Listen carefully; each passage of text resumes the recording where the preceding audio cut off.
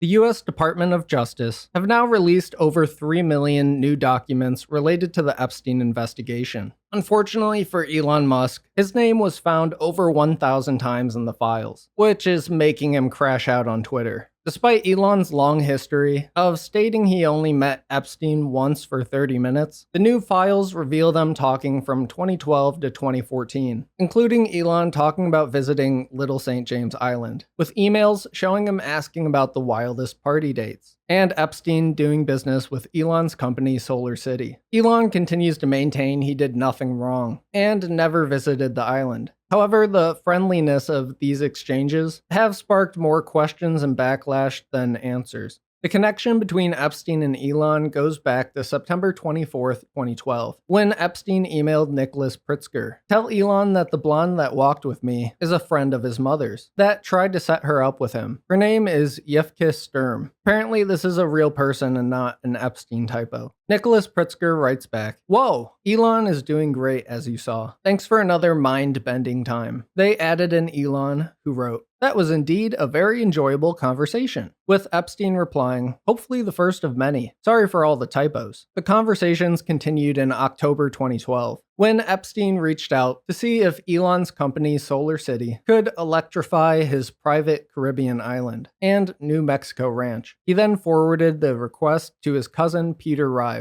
founder of Solar City. Notably, at this point, Jeffrey Epstein was a well-known convicted sex offender in Florida for the past 4 years, since 2008. A week later, Epstein initiated another exchange of emails, writing to Elon, "Saw your brother. He seems very happy. Do you know your Europe plans yet?" Elon replied, "I would love to come to Europe, but have a confluence of SpaceX, Tesla, and Solar City activity right now that makes the timing impossible." Epstein wrote, "Sorry to hear that you need to revamp your priorities. Come to Island in November, you won't suffer." How can he be so bad at typing that he's throwing multiple equal signs in there? Elon wrote back to this invitation, "Late November is a possibility. Between now and then, I have to complete the Dragon mission, get Tesla to cash flow positive at long last, and help execute the Solar City IPO. Could definitely use a break after that." A week later, on October 19th, Epstein wrote to Elon, "I will be in New York for next week. We'll see your brother and his new romance." Elon replied, "The world needs more romance. I will be in New York around mid-November for some media events, but not before. Tallulah and I are headed to St. Barth's at the end of the year. I assume Yo will most likely be on your island." Elon is such a loser, he's trying to mirror Epstein's awful typos exactly just to look cooler. Epstein replied to him, "An easy but correct assumption. We will catch up either in New York, or I will send a heli to St. Bart for you, 45 minutes away." Elon asked, "What's a good time to come over?" "Between December 23 and 30. Epstein said, "Probably after Xmas Day. Any day. Let's choose a sunny one. Glad you are coming." Elon confirms, "Let's aim for December 28, 29, or 30. Looking forward to it." A few weeks later, Epstein sent Elon an email asking, "How many people will you be for the heli to island?" Elon replied, "Probably just Tallulah and me. What day/night will be the wildest party on your island?" I'd like to point out, Elon is doing this from his SpaceX work email. How absolutely insane does he have to be to ask a convicted sex trafficking criminal for his wildest pedo island party dates on his work email? The party discussion continued on Christmas Eve, when Epstein messaged Elon saying, "You are welcome to stay or just come for the day. Plenty of room. I will send heli to get you." Elon responded, "Do you have any parties planned? I've been working to the edge of sanity this year, and so, once my kids head home after Christmas, I really want to hit the party scene in St. Bart's or elsewhere and let loose. The invitation is much appreciated, but a peaceful island experience is the opposite of what I'm looking for." Epstein wrote, "Understood. I will see you on St. Barth. The ratio on my island might make Tallulah uncomfortable." Elon says, "Ratio is not a problem for Tallulah." The next week, at the start of the new year, Epstein emails him again. "Anytime to Naror in St. Barth's?" Does this guy not have autocorrect at this point? Elon replies, "Could meet for lunch. We'll be with Tallulah and her friend Debs." Epstein says, "I will land at 12. Anytime after, great. Look forward to it." The next day, Elon writes, "I've been ill all night. Not sure if it is food poisoning or a bug. Either way, I'm not well enough for lunch. We'll have to meet another time. Sorry about this. Epstein responds, I understand. 1 month after this, in February 2013, SpaceX employee Leslie Groff emails Epstein confirming his lunch with Elon at SpaceX in California on Monday, February 25th. The day after this meeting, Epstein writes to Elon, thanks for the tour. You would have had fun at Xmas. Elon replies, I see, smiley face. Less than 2 weeks later, Epstein emailed Elon following a successful SpaceX launch, saying, congratulations. Now it's time for fun. Elon writes back, thanks. Now I need to focus on Tesla. Hopefully we'll have that sorted out in a few months. Shocker, 13 years later, and it's still not sorted out. Epstein replies, will you take a break? April? And Elon says, it is 3 a.m. in California, and I'm still working on Tesla and SpaceX email. We'll hit the sack shortly, but be up at 7 for a call. April should be better, but it depends on how well Q1 goes. Well, the next month in April, Epstein reached out again asking, are you coming to the East Coast? Elon responds, no firm plans. Epstein writes, April 23, you are welcome to come to dinner with Woody Allen and crowd at my house. It will be fun. Elon says, thanks. I might be in town for the time 100. Not sure yet. Epstein adds, great. Last minute is always okay. In town is the former Israeli defense minister, Ehud Barak. I think you would enjoy him. First, hilarious way to write this demon's name. Second, Woody Allen, Ehud Barak, Epstein, and Elon. That's a blunt rotation from hell. A few months after this, on September 11th, 2013, Epstein invited Elon to visit New York again, saying, any plans for New Year's? The opening of the General Assembly has many interesting people coming to the house. Elon replied, I run and lead product design / engineering for 2 complicated companies. Moreover, SpaceX is about to launch what is arguably the most advanced rocket in history. Flying to New York to see UN diplomats do nothing would be an unwise use of time. Epstein then says, do you think I'm R-worded? Just kidding. There's no one over 25, and all very cute. At the end of the year, just before Christmas on the 13th, Elon emailed Epstein saying, we'll be in the BVI / St. Bart's area over the holidays. Is there a good time to visit? He replies, any day 1st through 8th. Play it by ear if you want. Always space for you. Elon writes, okay, probably the 1st then. Epstein responds 10 days later, on Christmas. The 2 or 3 would be perfect. I will come and get you. Elon messages back, I need to fly back to LA on the night of the 2nd. Then forgets to finish writing the rest of the sentence. He says in another email, actually, I could fly back early on the 3rd. We will be in St. Bart's. When should we head to your island on the 2nd? Epstein failed to respond by New Year's. So Elon had his SpaceX employee reach out, saying, just a reminder, Elon Musk was asking about coming to your island on January 2nd. Unfortunately for Elon, Epstein actually did respond and he just missed it. Late on December 30th, Epstein wrote, bad news. Unfortunately, my schedule will keep me in New York. I was really looking forward to finally spending some time together, with just fun as the agenda. So I'm very disappointed. Hopefully we can schedule another time in the near future. What makes this message so funny is that if you search for this phrase in the files, Epstein uses this exact excuse multiple times. Elon, through streaming tears and gritted teeth, responded, no problem. A year went by, and again in December of 2014, Epstein emailed Elon writing, Reed was on the island last weekend.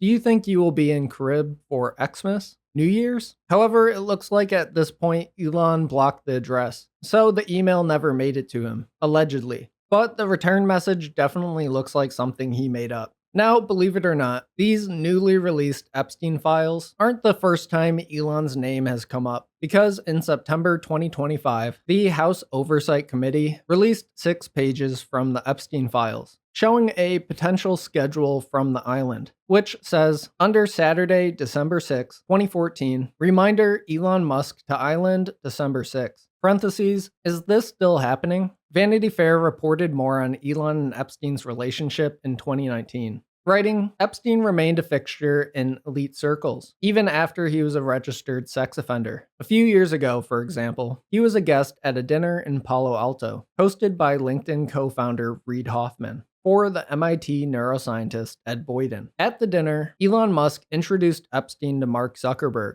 Mark met Epstein in passing one time at a dinner honoring scientists. That was not organized by Epstein. Zuckerberg spokesman Ben LeBolt told me. Mark did not communicate with Epstein again following the dinner. In an email, Elon Musk responded, "I don't recall introducing Epstein to anyone, as I don't know the guy well enough to do so. Epstein is obviously a creep, and Zuckerberg is not a friend of mine. Several years ago, I was at his house in Manhattan for about 30 minutes, in the middle of the afternoon with Tallulah Riley, as she was curious about meeting this strange person for a novel she was writing. We did not see anything inappropriate at all, apart from weird art. He tried repeatedly to get me to visit his island. I declined." Less than 1 month after these reports on Epstein started picking up, on August 10th, 2019, Jeffrey Epstein died in New York by apparent suicide. And everyone definitely believed that story. In 2020, a photo of Elon with Ghislaine Maxwell started to circulate online. Elon responded on Twitter, "Don't know Ghislaine at all. She photobombed me once at a Vanity Fair party several years ago. Real question is why VF invited her in the first place." The party in the photo seemed to take place in 2014. Elon Musk started to quiet down a little bit for the next 4 years as the Democrats took office. Except for the fact that he bought and mass censored Twitter, flooding it with bots, and destroying its value to advertisers overnight. More questions regarding Epstein were raised in May 2023, when the US Virgin Islands sued JP Morgan Bank over enabling Epstein to pay recruiters and victims. Elon was subpoenaed to testify in the case. Additional details regarding their relationship went quiet for the next 2 years. However, Elon was once again in the spotlight when Trump gave him control of the Department of Government Efficiency in 2025. In May of that year, Bill Gates said his Gates Foundation will have to close because of Elon Musk cutting government funding to them. Not to support Elon, but why are we giving tax money to one of the richest billionaires in the world? Just so he can do stuff like gatekeep the COVID vaccine to make money. Elon, in response to Bill Gates, got on TV calling out his ties to Epstein. Who does Bill Gates think he is to make comments about the welfare of children, given that he frequented Jeffrey Epstein? Okay, well, he said he regrets those, and I wouldn't trust that guy to babysit my kids. You can see in his face how not confident he is about bringing up Epstein. Talking about welfare of children when he has like 13 he doesn't talk to. Pretty quickly after this, Doge fell apart, with Elon Musk going after Trump on Twitter, writing on June 5th, 2025. Time to drop the really big bomb. Donald Trump is in the Epstein files. That is the real reason they have not been made public. Have a nice day, DJT. Less than 2 days after this, Elon walked back his statement by deleting his post. He made a new tweet saying he'd apologize to Trump as soon as there's a full dump of the Epstein files. That post was also later deleted. Trump's response to the whole thing was, "That's called old news. That's been old news. That has been talked about for years. Even Epstein's lawyer said I had nothing to do with it. It's old news. It's old news. This has been talked about for years and years. And as you know, I was not friendly with Epstein for probably 18 years before he died. I was not at all friendly with him." On Friday, he told ABC News' Jonathan Karl that he was not particularly interested in talking with Musk. "You mean the man who has lost his mind?" he asked. Later Friday evening, Trump told reporters, "I'm not thinking about Elon Musk. I just wish him well." A month later, on July 8th, 2025, Elon Musk tweeted, "How can people be expected to have faith in Trump if he won't release the Epstein files?" Just after this, in September, the House Oversight Committee released 6 pages of Epstein-related documents, which included the mention of Elon's alleged visit to Epstein Island in December 2014. After this, Trump enacted even more revenge on Elon for speaking out by completely disbanding Doge from the government. 1 month later, Elon decided to destroy Twitter even further by enabling a function for the built-in AI chatbot Grok, which allows it to undress any photo of a woman or minor on the timeline, including the mother of Elon Musk's child, who's suing him over it. This has brought on massive investigations by European countries. Moving forward to the end of 2025, the Epstein Files Transparency Act is signed into law on November 19th. The deadline was set for December 19th, which we all know they completely missed. However, as of February 2026, we now have maybe half of them, and we've already talked about all the new mentions of Elon in the files. So now we can talk about his subsequent crash out on Twitter, where he's been on a PR nightmare campaign. posting over 80 times in the past few days while getting into a few fights. One day after the new files were released, Elon replied to one of his fan accounts defending him, writing, "No one pushed harder than me to have the Epstein files released, and I'm glad that has finally happened. I had very little correspondence with Epstein, and declined his repeated invitations to go to his island or fly on his Lolita Express, but was well aware that some email correspondence with him could be misinterpreted and used by detractors to smear my name. I don't care about that, but what I do care about is that we at least attempt to prosecute those who committed serious crimes with Epstein, especially regarding heinous exploitation of underage girls." The next morning, Elon tweeted again in response to a fan account defending him, writing, "What matters is not release of some subset of the Epstein files, but rather the prosecution of those who committed heinous crimes with Epstein. When there is at least one arrest, some justice will have been done. If not, this is all performative. Nothing but a distraction." Going on to tweet multiple times, calling for arrests and investigations into the files. Elon also responded to the screenshot of the email where Epstein asked if he thought he was R-worded, saying, "There are a lot of fake emails flying around, but this one is real. It is easy to tell when something is written by me or fake. My writing style is clear." Elon is so stupid he actually admitted to the messages being real, all because he wanted to point out the way he writes emails. Yet another fan account defending Elon tweeted, "Back in the day, Elon Musk spent 3 days at SpaceX and 2 days at Tesla, and weekends at home with his 5 sons and his wife. I don't think he had time to hang out with Epstein on the island." Elon replied to this, adding, "I worked most of the weekend too. Still do. Only left the Tesla engineering lab in Palo Alto a few hours ago." Somebody else wrote, "Legacy media is doing it again, manufacturing fake news and blasting it worldwide, claiming all the news stories on Elon's connection with Epstein were lies." Elon agreed, saying, "Legacy media lies relentlessly." He continued posting by again interacting with the unbiased journalist Doge Designer, who is wondering why others in the files won't call for prosecutions. Elon responded, "Because they are guilty." In an attempt to distract even more from his involvement in the files, Elon began to go after businessman Reid Hoffman, who he worked with at PayPal in the early 2000s. However, their relationship fell apart afterwards, with Hoffman being highly critical of Elon's management of Twitter. The reporting shows Peter Thiel sarcastically thanking Hoffman for funding lawsuits against Trump because they turned him into a martyr, thereby increasing his chances of re-election. Hoffman replied sarcastically, "Yeah, I wish I had made him an actual martyr." Elon reshared this quote, claiming, "Reid Hoffman said in a public forum that he wished President Trump had been killed in the attempt."